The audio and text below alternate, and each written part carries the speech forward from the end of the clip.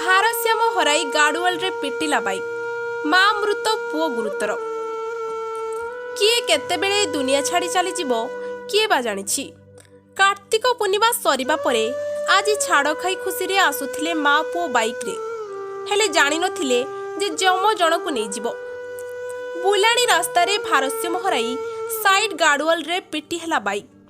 କନ୍ଧମାଳ ଜିଲ୍ଲା ତୁମୁଡ଼ିବନ୍ଧ ଥାନା ଅଞ୍ଚଳରେ ଘଟିଛି ଦୁର୍ଘଟଣା।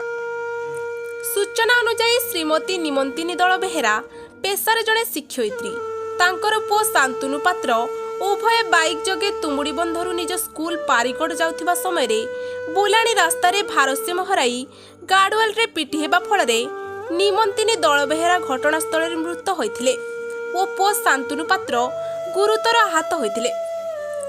ଲୋକମାନଙ୍କ ସହଯୋଗରେ ଉଭୟଙ୍କୁ ତୁମୁଡ଼ିବନ୍ଧ ମେଡିକାଲ ନେଇଥିଲେ ଆଉ ଡାକ୍ତର ମା ନିମନ୍ତିନୀଙ୍କୁ ମୃତ ଘୋଷଣା କରିଥିଲେ।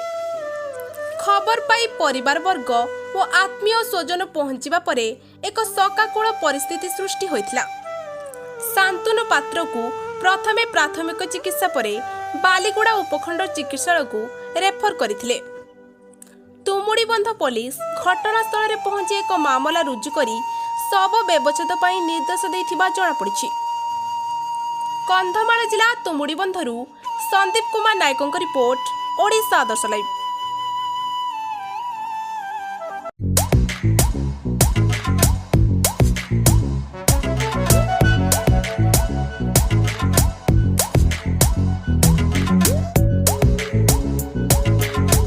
बीणापाणी होमिओ सेवा सदन डॉक्टर नारायण चंद्र दास महापात्र, पढ़ुआपदा न्यू कॉलोनी बालेश्वर। 30 वर्षर अभिज्ञता संपन्न होमिओपाथी और बायोकेमिक एठारे स्त्री रोग, पुरुष रोग, शिशु और चर्म रोग एवं समस्त पुरातन जटिल रोगर चिकित्सा करा जाए। राति दिन सबु समय चिकित्सा करा जाए।